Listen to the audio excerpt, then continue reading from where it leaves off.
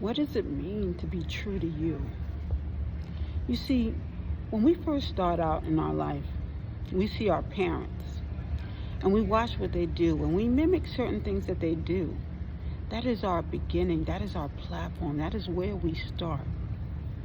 But as you grow, you get to see that your parents are very different from you, especially when you become a teenager, because you say, oh, they're so old fashioned. I want to do it this way. And it's perfectly fine. There's nothing wrong with you finding out who you are and exploring who you are and what you want to be. But as we become adults, there's going to be certain things that we still do because there's certain things that we grew up in that environment and our parents did certain things, and you find that, maybe was a good idea. Maybe mom had a good way of doing things. Maybe dad had a good idea with this. You take what you want to take from it, but you're not them. You are your own individual. I remember going to school in the Bronx, and my mother specifically wanted us to move. She said she cannot go to a regular high school. She can't go to this high school with these kids are fighting and carrying on. She's not that type of a fighter. Her fighting is within. She has an emotional thing that she does where she sorts things out like laundry within, and then she takes them and then she organizes them. She has a whole different way of doing things, and not all the children understand that.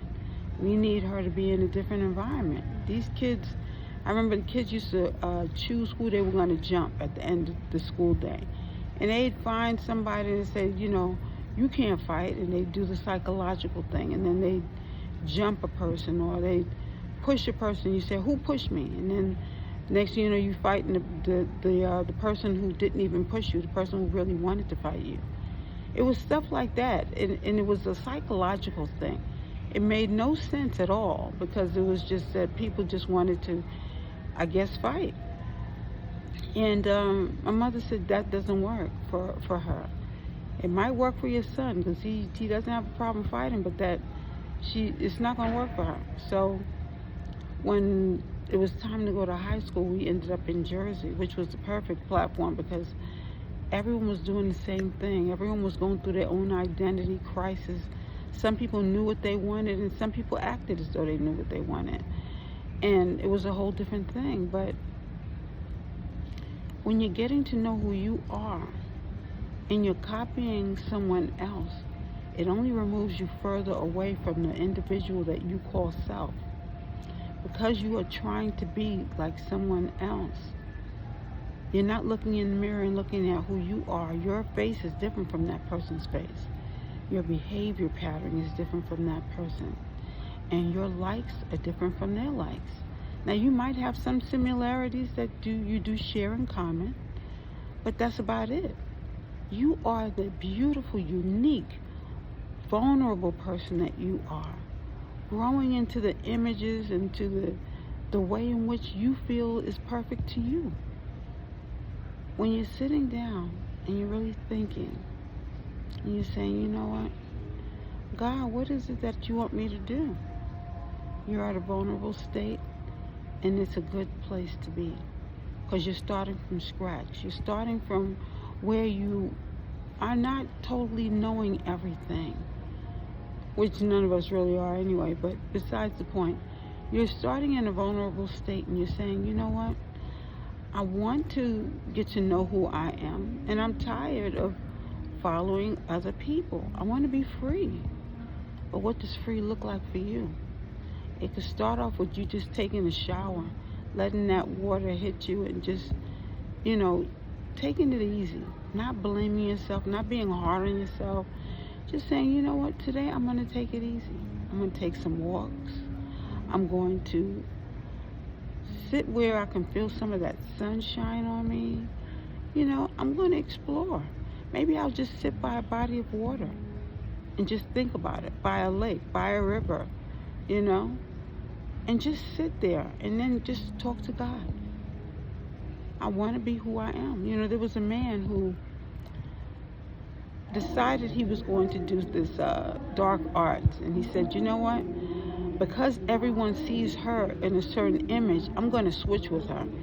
I'm going to do this dark art magic, and I'm going to switch and have her energy and have her carry my energy. Now, when he did this, he thought he was being harsh on the lady. It made her stronger. It made her really look, and she saw certain things that helped her to understand what was going on. Now, she did feel like she was being betrayed because she said, why would someone want to do this to me? And specifically, this person who was supposed to be my friend. But he didn't think about it that way. He was so busy trying to get people to like him. So he wanted her energy, which was good energy, fresh, innocent energy, while he had energy that was very dark because he'd been around a group of people who were very dark. And those dark friends were around making bad choices. You see, again, when you choose a friend, see, my circle of friends are not big, and they never have been. I remember one time I tried that, and it didn't get me anywhere, to be quite honest with you. There was such a large group of friends, I didn't get to know anybody. I just got to see behaviors all the time and reactions, which didn't work for me. You know, the song goes, don't ask my neighbor. You want to ask the individual. When you want to speak to an individual, you don't go to the friends. You see, sometimes with friends is jealousy. Sometimes with friends is envy. Sometimes with friends it's like, whoa, I think I like them for myself. And that changes everything. And then sometimes it's just a misunderstanding. That's not what the friend is saying at all. The friend is saying that I'm just so shocked that all this is happening and shocked that I get to play part in it. You know, everything's not always negative, but everything is always a learning experience. Remember that.